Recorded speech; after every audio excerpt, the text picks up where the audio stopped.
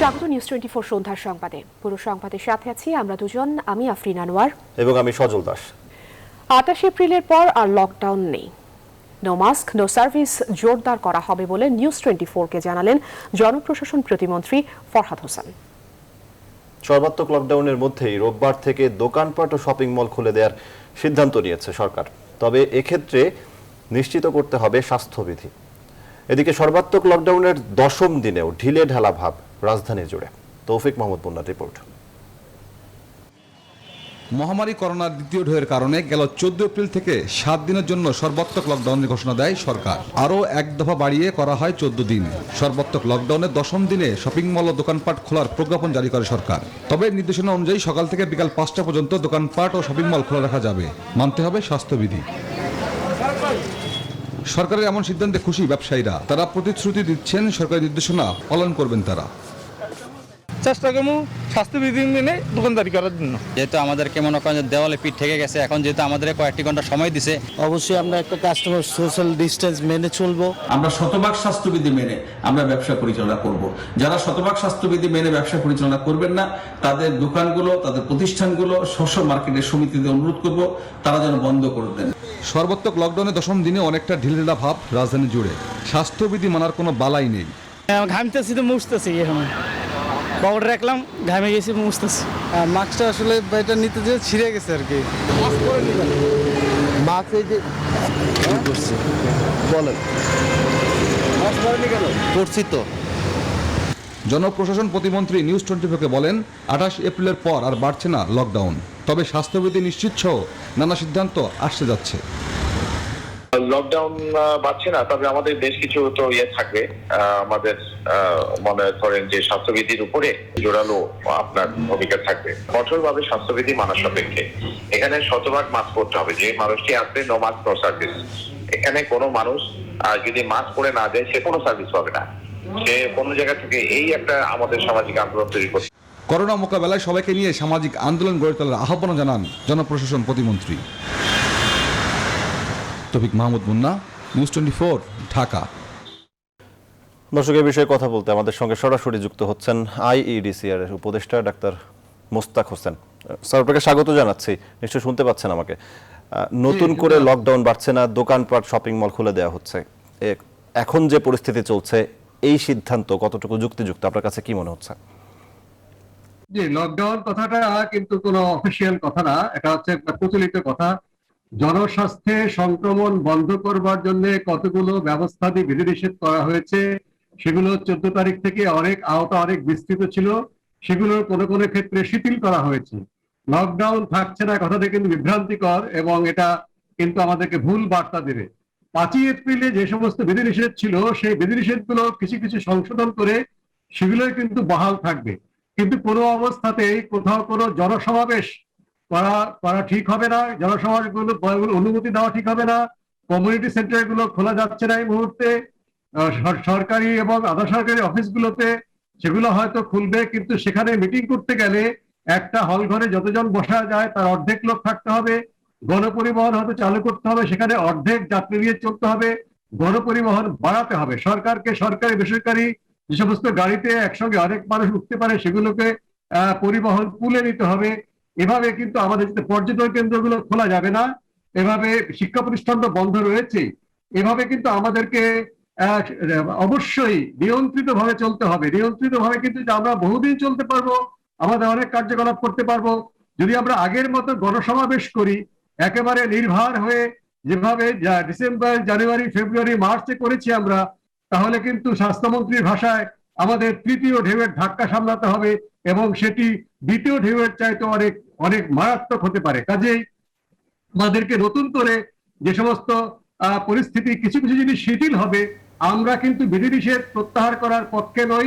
বিধিনিষেধ প্রত্যাহার করা ঠিক হবে না, কোনো কোনো ক্ষেত্রে শিথিল করা যেতে পারে। এভাবে যদি আমরা চলি তাহলে আমরা সংক্রমণকে, যে সংক্রমণটা নিম্নগামী হচ্ছে, মৃত্যুর সংখ্যা একটা স্থিতিশীল অবস্থা আছে, সেটাও নিম্নগামী করতে হবে। প্রতিদিন প্রায় 100 মানুষ মৃত্যুবরণ করা এটা কোনো ভালো সংবাদ নয়। প্রতিদিন প্রায় 4000 মানুষ সংক্রমিত হওয়া, শনাক্তের হার 20-এর নিচে কিছুটা নেমেছে, শতকরা 5-এর নিচে না নেওয়া পর্যন্ত কিন্তু আমরা সুস্থিতে থাকতে পারি না। এই জিনিসটি সবাইকে বুঝতে হবে। না হলে কিন্তু এখন যারা মনে করছেন তারা নিরাপদ, আগে প্রথম ঢেউয়ের সময় মনে করেছিলেন তরুণরা কেউ আইসিইউতে যাবে না, তারা কিন্তু আইসিইউতে যাচ্ছেন। তারা কেউ স্যার, কঠোর নিষেধাজ্ঞার বিষয়ে একটু কথা বলতে চাই। কঠোর নিষেধাজ্ঞা দেওয়া হয়েছে, লকডাউন শব্দটি আমরা যদি ব্যবহার নাই করি, কঠোর লকডাউন কতটুকু মানছে মানুষ আপনার দৃষ্টিভঙ্গিতে কি মনে হচ্ছে? এবং সেই সময়ই এই আজকের যে সিদ্ধান্তটি, শপিং সেন্টারগুলো কিছু সময়ের জন্য সময় বেঁধে খুলে দেয়া, আসলে কি এর বাস্তবের সাথে মিল রয়েছে? মিলবে বিষয়টি আপনার কাছে কি মনে হয়? দেখুন, শপিং সেন্টারগুলো এই নির্দিষ্ট সময় ঠিক না, আরো লম্বা সময় রাখা উচিত। কারণ সময় নির্দিষ্ট যদি করে দেন, একসঙ্গে অনেক মানুষ ওই সময় ঢুকবে। শপিং সেন্টারগুলো অনেক রাত পর্যন্ত খোলা রাখা উচিত, যেন সবাই ভাগ ভাগ করে যেতে পারে। যখন ভিড় থাকবে না, সকাল রাত্রিবেলা মানুষ যাবে, সকালে যে পারে সে যাবে। এইগুলো কিন্তু আমাদেরকে একটু বৈজ্ঞানিক ভাবে যেতে হবে। মানুষ মানছে নিশ্চয়ই, রাস্তাঘাটে হাঁটাচলা করলে সংক্রমণ হয় না, কিন্তু এক জায়গায় যদি চা দোকানে আমরা আড্ডা দেই, কমিউনিটি সেন্টারে বিয়ে শাদী, ওয়াজ মাহফিল, নির্বাচনী জনসভা করি এবং পর্যটন কেন্দ্রের রেস্টুরেন্টগুলোতে ভিড় করি, সেখানে কিন্তু সংক্রমণ বাড়বে। কাজেই আপনি বিধিনিষেধ মানে রাস্তাঘাট জনশূন্য করে দেবেন, এটা কিন্তু একটা উপায় হতে পারে। হ্যাঁ, কোনো কোনো সময় যখন মৃত্যুর সংখ্যা একটা সীমার বাইরে চলে যায়, তখন কিন্তু আমাদের রাস্তাঘাটও বন্ধ করতে হয়, কিন্তু সেটা কিন্তু এক স্যার, আপনাকে অসংখ্য ধন্যবাদ আমাদেরকে সময় দেওয়ার জন্য। দর্শক, আমাদের সঙ্গে আইইডিসিআর এর উপদেষ্টা ডক্টর মোস্তাক হোসেন যুক্ত হয়েছিলেন, জানাচ্ছিলেন তার এই যে সিদ্ধান্তটি হয়েছে শপিং কমপ্লেক্স খোলা কিংবা স্বাস্থ্যবিধি মানার, এই বিষয়ে তার মতামত জানছিলাম আমরা।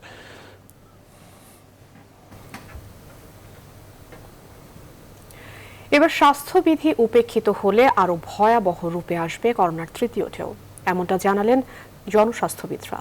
লকডাউনে জনসমাগম বা সামাজিক অনুষ্ঠান বন্ধ থাকায় মৃত্যু ও সংক্রমণের হার 20 ভাগের নিচে রয়েছে বলেও জানান তারা। এদিকে 24 ঘন্টায় সারা দেশে করোনায় মৃত্যু হয়েছে 88 জনের, আর সংক্রমিত হয়েছেন 3629 জন। বিস্তারিত ফখরুল ইসলামের রিপোর্টে। করোনার দ্বিতীয় ঢেউয়ে সংক্রমণ ও মৃত্যুর উচ্চ হারে সর্বত্রই যেন শঙ্কা আর হাহাকার। লকডাউনের এই সময়ে জনসমাগম ও সামাজিক অনুষ্ঠান বন্ধ থাকায় 20 ভাগের নিচে ছিল সংক্রমণের পরিসংখ্যান। তবে 28 এপ্রিল লকডাউন তুলে নেওয়া হলে পরিস্থিতি আবারও অবনতির শঙ্কায় জনস্বাস্থ্যবিদরা। রোগতত্ত্ব, রোগ নিয়ন্ত্রণ ও গবেষণা প্রতিষ্ঠানের এই উপদেষ্টা বলছেন, আবারও মানুষ স্বাস্থ্যবিধি অবহেলা করলে করোনা আরও ভয়াবহ রূপে ছড়াবে তৃতীয় ঢেউয়ে। সংক্রমণ পরিস্থিতি একটা স্থিতিশীল জায়গায় আছে, শতকরা 20-এর বেশি শনাক্তের হারটা এই মুহূর্তে উঠছে না। কয়েকদিন ধরে আমরা সতর্কতা সবকিছু পরিহার করি, তাহলে কিন্তু আবারও সংক্রমণ অনেক ঊর্ধ্বগতি হবে, যেটাকে মাননীয় মন্ত্রী মহোদয় তৃতীয় ঢেউয়ের কথা বলছেন। এটি কিন্তু দ্বিতীয় ঢেউয়ের চাইতে আরো মারাত্মক হবে, আরো অনেক বেশি আক্রান্ত হবে, মৃত্যুর সংখ্যাটা বেড়ে যাবে। টিকার মজুদ বাড়াতে চেষ্টা চালিয়ে যাওয়ার আহ্বান জানিয়ে হাসপাতালগুলোর সক্ষমতা বাড়ানোর আহ্বান জানান তিনি। শ্রমজীবী মানুষদের জীবিকাকে প্রাধান্য দিয়ে সরকার একটু শিথিল করেছে, সংক্রমণ পরিস্থিতি শিথিল হয়নি, সংক্রমণ পরিস্থিতি নিচে নামেনি, একটু স্থিতিশীল অবস্থা দেখছি। কাজে বিপদ আমাদের পুরো মাত্রাই আছে। আমাদের নিয়ম মেনে চললে আমরা এই বিপজ্জনক অবস্থা থেকে আমরা হয়তো এই গ্রহণযোগ্য পর্যায়ে যাব। আমাদের সমগ্র জনসংখ্যাকে যদি একটা নিরাপদ মাত্রায় মানে আমাদের রাখতে হয়, তাহলে কিন্তু আমাদের টিকাদানের হারটা আরো বাড়াতে হবে। স্বাস্থ্য অধিদপ্তরের হিসেবে 24 ঘন্টায় করোনায় 88 জনের প্রাণহানিতে মোট মৃত্যু সংখ্যা ছাড়িয়েছে 10,869 জন। সংক্রমিত হয়েছে 3629 জন। মোট সংক্রমণ ছাড়িয়েছে 7,39,000-এর বেশি। মোট সুস্থ হয়েছেন 6,47,000-এর বেশি। ফখরুল ইসলাম, নিউজ 24, ঢাকা। রাজধানীতে করোনায় মৃতের সংখ্যা অস্বাভাবিক বেড়ে যাওয়ায় গোরস্থানগুলোই দীর্ঘ হচ্ছে কবরের সারি। বিশেষ করে গেল 2 সপ্তাহ ধরে মৃত্যুর ঊর্ধ্বগতিতে লাশ দাফনে বেগ পেতে হচ্ছে গোরস্থান কর্তৃপক্ষকে। লাশের চাপে আগেভাগেই কবর খুঁড়ে রাখছেন কর্মীরা। হাসপাতাল আর গোরস্থানে করোনার ভয়াবহ এমন চিত্রের বাইরে উদাসীন বেশিরভাগ মানুষ। বিস্তারিত মাহমুদুল হাসানের রিপোর্টে। রাজধানীর রায়ের বাজার শহীদ বুদ্ধিজীবী স্মৃতিসৌধের ঠিক পেছনে ঢাকা উত্তর সিটির বিশাল এই গোরস্থান। শুক্রবার জুম্মার নামাজ শেষে গোরখোদকদের এমন ব্যস্ততা। প্রতিদিনই করোনায় যাদের মৃত্যু হচ্ছে তাদেরকে দাফন করা হচ্ছে এই কবরস্থানে। মাটির বুকে শেষ আশ্রয় হয় যাদের, তারা কারো পিতা, কারো ভাই বা আর কোনো আপনজন। করোনা আক্রান্ত হয়ে ঢাকায় চিকিৎসাধীন অবস্থায় মারা যাওয়া ব্যক্তির পরিবারের সদস্যরা এসেছেন শেষ বিদায় জানাতে। প্রাইভেটে ভর্তি করতে নিলাম, দেন নেওয়ার মনে হয় আধা ঘন্টার মধ্যে এসে আর চলে গেছে, আর নেই। এই ভয়াবহ করোনায় আমার বোনটা খাইয়ে দিল। 6 দিন আগে আমার স্ত্রী ইন্তেকাল করেছেন। আমি প্রতিদিনই এখানে জিয়ারত করতে আসি। এই সারিতে যাদের সমাহিত করা হয়েছে তাদের সবারই মৃত্যুর কারণ করোনা। পাল্লা দিয়ে বাড়ছে মৃত্যু, এজন্য নতুন কবর খোঁড়া হয়েছে আগেভাগেই। দ্রুত বাড়ছে লাশের সারি। সপ্তাহখানেক আগে মারা যাওয়া ব্যক্তির স্বজনদেরই কষ্ট হচ্ছে পুরনো কবর খুঁজে বের করতে। 1 ঘন্টার মধ্যে দেখলাম যে 4টা জানাজা হচ্ছে, আমরা 2টা জানাজায় অংশগ্রহণ করেছি। ঘন্টার পর ঘন্টা, মানে আমাদের ঘুম আর নিদ্রা নাই, খালি ডেড বডি নিয়ে যায়, সারা বাংলাদেশে চলতেছে। গোরস্থানের কর্মীরা বলছেন প্রতিদিনই গোরস্থানে আসা মৃতদেহের সঙ্গে পাল্লা দিয়ে কবর খুঁড়তে হিমশিম খাচ্ছেন তারা। তারপরেও সচেতন নন কেউই। যে জায়গায় করোনার লোক দিয়ে পারা ওই জায়গায় ম্যাক্সিমাম মাস্ক নাই মুখে, কেউ ওইটা মেনটেন করতেছে না, মনে হচ্ছে নর্মালি চলাফেরা করতেছে। একজন মানুষের লস একটা ফ্যামিলির জন্য বিশাল ডিজাস্টার। যার ফ্যামিলি থেকে লোকজন চলে যায় ওনারা বুঝেন তাদের কত কষ্ট। সরকারি নির্দেশনা মেনে চলবো, মাস্ক ব্যবহার করব। শুক্রবারও বাড়তি ভিড় ছিল রাজধানীর করোনা হাসপাতালগুলোতে। হাসপাতাল আর গোরস্থানে করোনার ভয়াবহতা দৃশ্যমান হলেও স্বাস্থ্যবিধি মানার ক্ষেত্রে মানুষের উদাসীনতায় উদ্বিগ্ন বিশেষজ্ঞরা। মাহমুদুল হাসান, নিউজ 24, ঢাকা। করোনায় ক্ষতিগ্রস্ত মানুষের জন্য প্রয়োজনীয় অর্থ সহায়তার পাশাপাশি লকডাউন শিথিল করতে সরকারের প্রতি আহ্বান জানান জাতীয় পার্টির চেয়ারম্যান ও বিরোধী দলীয় উপনেতা জি.এম. কাদের। তিনি বলেন, খাদ্য নিরাপত্তা নিশ্চিত না করে লকডাউনের সুফল অর্জন করা সম্ভব নয়। শুক্রবার এক ভিডিও বার্তায় এসব কথা বলেন তিনি। মহামারীর প্রভাবে দেশের দরিদ্র মানুষের সংখ্যা অনেক বৃদ্ধি পেয়েছে। 2.5 কোটি মানুষ নতুন করে দরিদ্র হয়েছে বলে জানা যাচ্ছে। সে প্রেক্ষিতে লকডাউনে ক্ষতিগ্রস্তদের জন্য প্রধানমন্ত্রী যে অর্থ সহায়তার ঘোষণা করেছেন তা একেবারেই অপ্রতুল। আমি সরকারের কাছে লকডাউনে ক্ষতিগ্রস্ত মানুষগুলির জন্য অর্থ সহায়তা বৃদ্ধির দাবি জানাচ্ছি। একই সঙ্গে লকডাউন শিথিল বা সম্ভব হলে সম্পূর্ণ প্রত্যাহারের দাবি জানাচ্ছি। বিএনপি চেয়ারপারসন বেগম খালেদা জিয়া করোনায় আক্রান্তের 16তম দিনে অনেকটা ভালো আছেন বলে জানিয়েছেন তার ব্যক্তিগত চিকিৎসক ও দলের vice chairman doctor AZM. Zahid Hossain. জানান, খালেদা জিয়ার জ্বর নেই, কোনো ধরনের জটিলতাও নেই, আপাতত ঝুঁকিমুক্ত। শনিবার আবারও করোনা পরীক্ষা করা হবে বিএনপি চেয়ারপারসনের। পরবর্তী টেস্টের রিপোর্ট না পাওয়া পর্যন্ত মেডিকেল বোর্ডের মনিটরিং অব্যাহত থাকবে। খালেদা জিয়ার চিকিৎসকরা জানিয়েছেন, লন্ডনে অবস্থানরত পুত্রবধূ ডক্টর জোবায়দা রহমানের তত্ত্বাবধানে মেডিকেল টিম কাজ করে যাচ্ছে।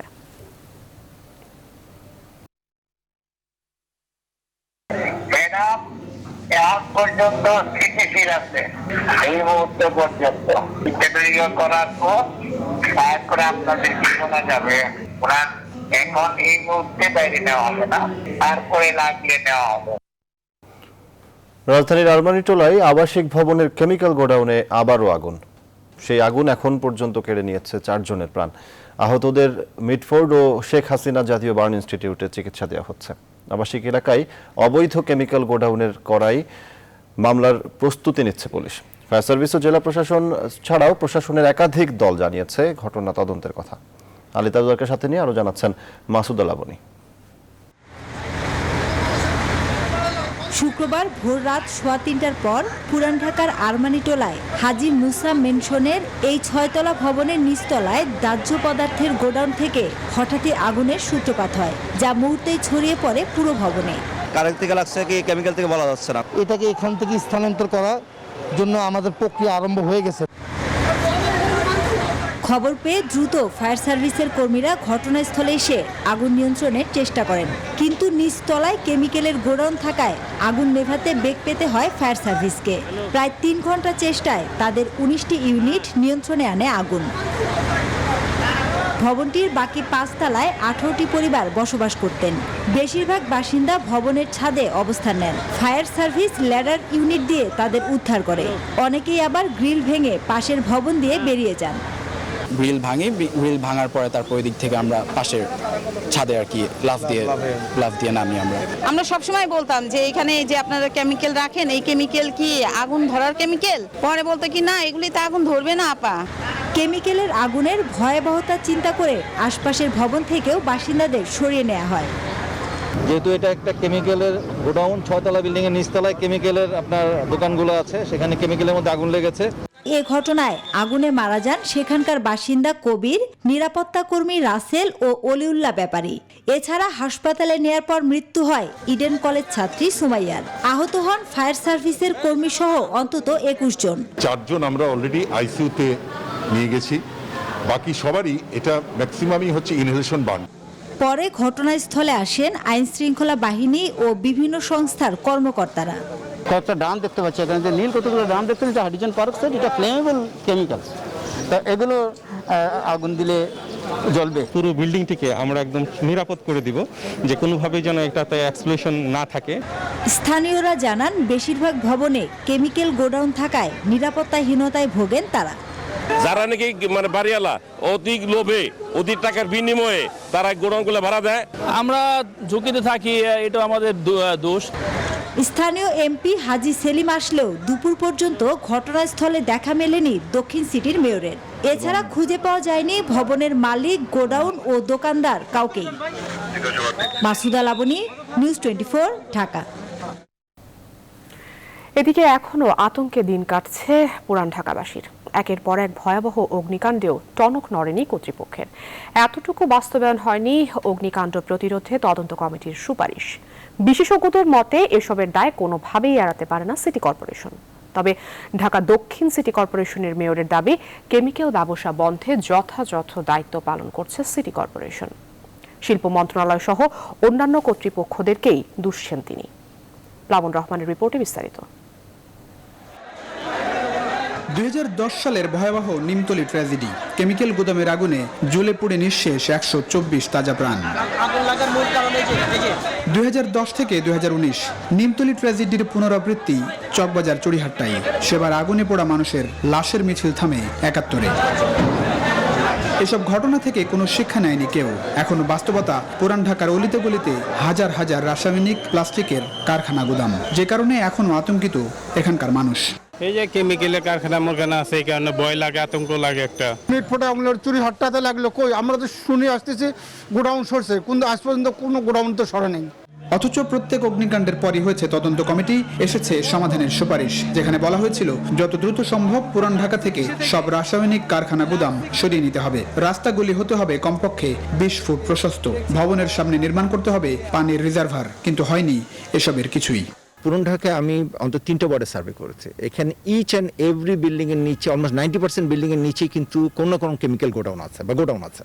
দীর্ঘদিন ধরে অগ্নিকাণ্ড এবং ভূমিকম্প নিয়ে কাজ করছেন বুয়েটের এই অধ্যাপক। বলছেন কর্তৃপক্ষের উদাসীনতায় বাস্তবায়নের মুখ দেখেনি সুপারিশমালা। এখনো যার খেসারত দিচ্ছে পুরান ঢাকাবাসী। বাস্তবায়নের দায়িত্ব অবশ্যই সিটি কর্পোরেশনের আন্ডারে আসবে। শিল্প মন্ত্রণালয় মানে আন্ডারে যে প্রজেক্টটা, যেখানে বলা হচ্ছে যে ক্যানিগঞ্জে শিফট করা হবে, সেটার সাথে সিটি কর্পোরেশন কোঅর্ডিনেট করতে হবে এবং সিটি কর্পোরেশনের দায়িত্ব হচ্ছে সে কোঅর্ডিনেশন করে ওটাকে যাতে টাইমলি বাস্তবায়ন হয়।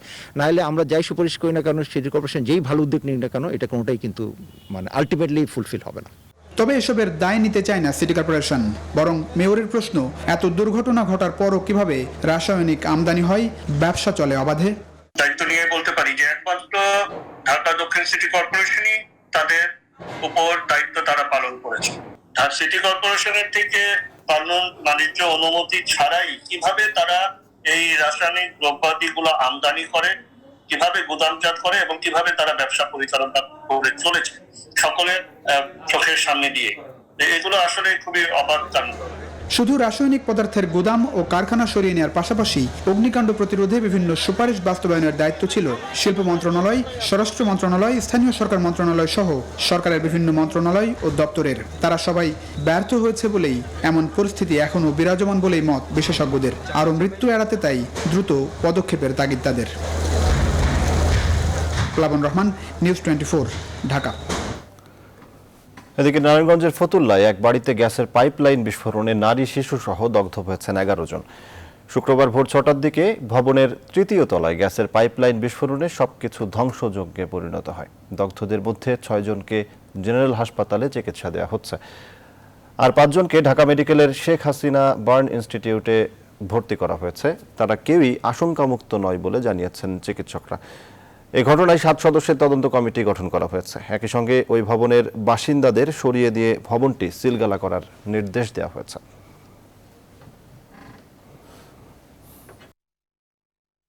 সন্ধ্যার সংবাদের এই পর্যায়ে নিচ্ছে একটি বিরতি। ফিরছে আরো খবর নিয়ে, সঙ্গেই থাকুন। বিরতির পর আবারও স্বাগত। দেখছেন নিউজ 24 সন্ধ্যার সংবাদ। ব্রাহ্মণবাড়িয়ায় গেল 26 থেকে 28 মার্চে সহিংসতার ঘটনায় জড়িত ব্যক্তিদের চিহ্নিত করে বিচারের আওতায় আনার দাবি জানিয়ে হেফাজতে ইসলাম থেকে পদত্যাগের ঘোষণা দিয়েছেন মুফতি আব্দুর রহিম কাশেমি। শুক্রবার দুপুর 12টার দিকে এক লিখিত বিবৃতিতে বিষয়টি নিশ্চিত করেন হেফাজতের এই নেতা। তিনি হেফাজতের কেন্দ্রীয় কমিটির সদস্য এবং জেলা কমিটির যুগ্ম সাধারণ সম্পাদক ছিলেন। এদিকে হেফাজতের যুগ্ম মহাসচিব খালিদ সাইফুল্লাহকে 5 দিন ও ঢাকা মহানগরীর সহদপ্তর সম্পাদক ইহতেশামুল হককে 4 দিনের রিমান্ডে পাঠিয়েছেন আদালত।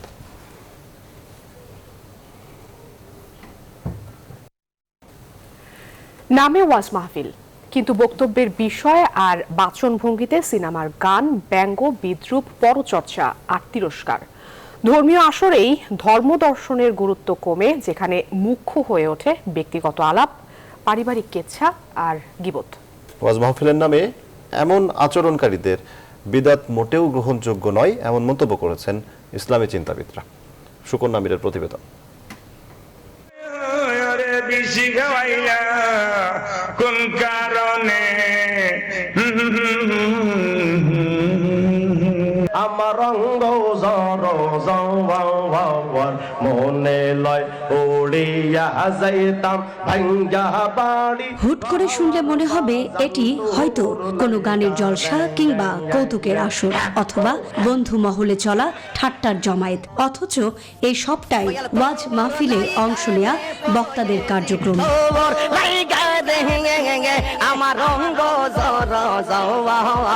সিনেমার গান, ছন্দে ছন্দ মিলিয়ে ব্যঙ্গ, বিদ্রূপ, চিৎকারের সুরে পরচর্চা, তিরস্কার, কখনো আবার যোগ হয় অশুদ্ধ বক্তব্য আর অশালীন অঙ্গভঙ্গি। এসব কিছুর মধ্যে ধর্মীয় দর্শন, হাদিস পাঠ, কোরআন তেলাওয়াত যেন খুবই কম গুরুত্বপূর্ণ, বরং ব্যক্তিগত গল্প, পারিবারিক কেচ্ছা আর অন্যের দোষ ধরাই যেন এসব বক্তাদের মূল লক্ষ্য। প্রচলিত যে ওয়াজ মাহফিলের নামে কিছু কিছু বক্তা যে কাজটি করছেন, বিভিন্ন গানের সুর নকল করছেন অথবা গান গাচ্ছেন, একে অপরকে নিয়ে মজাক করছেন, এটার দ্বারা আমি যতটুকু বুঝি এর দ্বারা হলো জনগণকে হাসানো, কাঁদানো অথবা জনগণকে একটা বাহবা নেওয়া উদ্দেশ্য। এর দ্বারা আসলে ওয়াজ মাহফিলের দ্বারা যে হেদায়েতটা আসতো সে হেদায়েতটা এর দ্বারা কখনো আসবে না। সৈয়দ নজরুল ইসলাম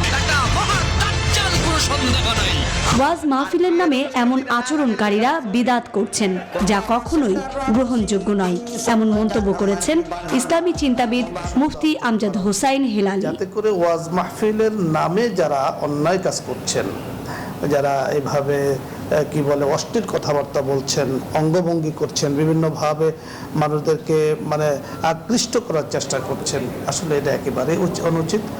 তার মতে ওয়াজের নামে বর্তমান সময়ে যারা নোংরা প্রতিযোগিতায় নাম লেখাচ্ছেন তাদের রুখতে দেশের আলেমগণদের এগিয়ে আসা জরুরি, সেই সাথে সচেতন হতে হবে জনগণদেরও। সুকন্যা আমির, নিউজ 24, ঢাকা। এবারে নগদের সৌজন্যে বিশেষ আয়োজন বিজয় থেকে অর্জনে।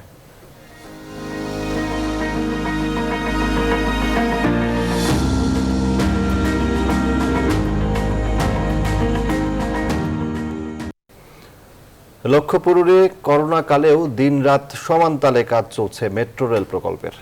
3 শিফটে কাজ চলছে 24 ঘন্টা। উত্তরা থেকে আগারগাঁও পর্যন্ত অগ্রগতি প্রায় 84%। এরই মধ্যে জাপান থেকে রাজধানীর উত্তরা ডিপোতে পৌঁছেছে মেট্রো রেলের কোচ। প্রকল্প পরিচালক বলছেন 19 ধাপের পরীক্ষা শেষে জোড়া লাগবে দেশের প্রথম মেট্রো রেল। প্লাবন রহমানের আরেকটি প্রতিবেদনে বিস্তারিত। মেট্রো রেলের আগারগাঁও স্টেশন, যেখানে মধ্যরাতেও থেমে নেই প্রকল্পের কাজে নিয়োজিত শ্রমিকরা। করোনার ভয় শঙ্কাকে পেছনে ফেলে এগুচ্ছে মেট্রো রেল বাস্তবায়নের কাজ। বিশাল এই কর্মযজ্ঞের মাধ্যমে আগারগাঁও স্টেশনের ঢালাইয়ের কাজ চলছে। এখানে বিভিন্ন শপ হবে, টিকিট কাউন্টার হবে, এসকেলেটর এন্ড লিফটের সুবিধা আছে। প্যাসেঞ্জাররা ডিরেক্টলি উপরে চলে যাবে, যেটা হচ্ছে আমাদের প্ল্যাটফর্ম লেভেল। দেন ওই প্ল্যাটফর্ম লেভেল থেকে আমরা ট্রেনে উঠতে পারবো। মেট্রো রেল প্রকল্পের অগ্রগতি রিপোর্ট বলছে উত্তরা থেকে আগারগাঁও অংশে কাজ শেষ হয়েছে 83.52 ভাগ, আর আগারগাঁও থেকে মতিঝিল কাজের অগ্রগতি 57.68 ভাগ। সব মিলিয়ে এই মেগা প্রকল্পের সার্বিক অগ্রগতি এখন 61.49 ভাগ। দেশে করোনার কঠিন পরিস্থিতির মধ্যে ভেবে দিনরাত কাজ চলছে মেট্রো রেল প্রকল্পে। 1 বছরের বেশি সময়ে করোনার সঙ্গে অনেকটা খাপ খাইয়ে চলছে এমন কর্মযজ্ঞ। আর তাই প্রকল্প সংশ্লিষ্টরা ধারণা করছেন এরকম কাজের গতি ধরে রাখা গেলে খুব বেশি অসুবিধা হবে না সময় মতো প্রকল্প শেষ করতে। এমন বাস্তবতায় জাপান থেকে বাগেরহাটের মংলা বন্দর হয়ে পানিপথে ঢাকায় চলে এসেছে প্রথম মেট্রো রেলের 6টি বগি। উত্তরার দিয়াবাড়ি সংলগ্ন তুরাগ নদীর অস্থায়ী জেটিতে আসার পর একে একে ডিপোতে নেওয়া হচ্ছে মেট্রো রেলের বগিগুলো, যাতে আরও অনুপ্রাণিত প্রকল্প সংশ্লিষ্টরা। সকল গ্রুপের সহযোগিতায় আমরা একটা ইন্টিগ্রেটেড টেস্ট করব। তারপরে আমরা এই ট্রেনগুলো পরবর্তীতে হ্যান্ডওভার করা হবে, ফাইনালি ডিএমটিসিএল এর কাছে হ্যান্ডওভার করা হবে। প্রকল্প পরিচালক জানান এসব মেট্রো বগিগুলো 19 ধাপে পরীক্ষা নিরীক্ষার পর পুরোপুরি প্রস্তুত হবে। 6টি বগি জোড়া লেগে দৃশ্যমান হবে প্রথম মেট্রো রেল, তারপরে সিদ্ধান্ত হবে পরীক্ষামূলক চলাচলের। আমরা যদি জাপানে যেয়ে দেখে তারপরে যদি আমরা ইন্টিগ্রেটেড টেস্টটা আমরা ওখানে করে নিয়ে আসতে পারতাম, আমাদের 19টা টেস্টের প্রয়োজন হয়, তাহলে আমরা এখনই বলে দিতে পারতাম যে এত দিনের ভিতরে সম্পন্ন হবে। এই ধরেন 1.5 থেকে 2 মাসের ভিতরে ইন্টিগ্রেটেড টেস্ট পরিপূর্ণভাবে সম্পন্ন করা যাবে, তারপরে আমরা ট্রায়াল রানের দিকে যাব। জাপানের কাওয়াসাকি মিৎসুবিশি কনসোর্টিয়াম বাংলাদেশের প্রথম মেট্রো রেলের জন্য এরকম 24 সেট ট্রেন নির্মাণ করছে। সব মিলিয়ে 24 সেট ট্রেনের 144 বগি আসবে বাংলাদেশে। প্লাবন রহমান, নিউজ 24, ঢাকা। মেট্রো রেলের প্রথম সেটের 6টি বগি কারিগরি পরীক্ষা শেষ হতে 1.5 থেকে 2 মাস সময় লাগতে পারে, জানিয়েছেন ঢাকা ম্যাস ট্রানজিট কোম্পানি লিমিটেডের project manager ABM Arifur Rahman. সকালে রাজধানীর উত্তরা দিয়াবাড়ি এলাকায় মেট্রো রেলের জেটি থেকে অবশিষ্ট 3টি বগি দিয়াবাড়ির ডিপোতে নিয়ে যাওয়া হয়। এ সময় মেট্রো রেল বগি নিয়ে পরবর্তী করণীয় বিষয় সাংবাদিকদের জানান তিনি। এর আগে বৃহস্পতিবার 3টি বগি ডিপোতে নিয়ে যাওয়া হয়। এ সময় বগিগুলো পরীক্ষা নিরীক্ষার পরই সেগুলো ট্রেন লাইনে তোলা হবে বলে জানায় ঢাকা মেট্রো রেল কর্তৃপক্ষ।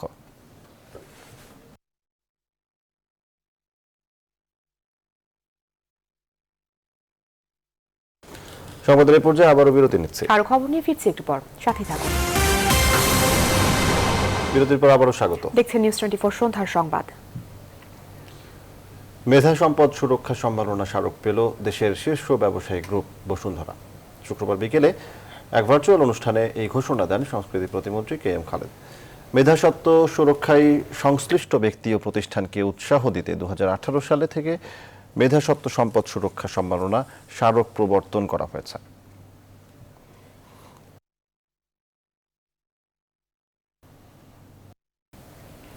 আবারও করোনা প্রসঙ্গ। গেল কয়েকদিনে একের পর এক রেকর্ড ভেঙে করোনায় বিপর্যস্ত ভারত। হাসপাতালে অক্সিজেন সংকট তীব্র, শেষকৃত্য করার জন্য শ্মশানেও দীর্ঘ প্রতীক্ষায় মৃতের স্বজনেরা। করোনার দ্বিতীয় ঢেউ শুধু ভারতে নয়, বিপর্যস্ত এনেছে গোটা বিশ্বে। দেখা দিয়েছে ভ্যাকসিন সংকটও।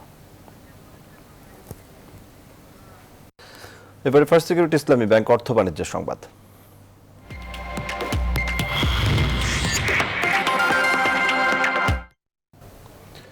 রমজানের মধ্যেও লকডাউনের কারণে দেশের বৃহত্তর পাইকারি বাজার চট্টগ্রামের খাতুনগঞ্জে ক্রেতা শূন্য। পাইকাররা দিশেহারা, নেই শ্রমিকদের হাকডাক, বিক্রি করতে না পারায় পচে যাচ্ছে পেঁয়াজ সহ কাঁচামাল। লেনদেনেও নেমেছে স্থবিরতা।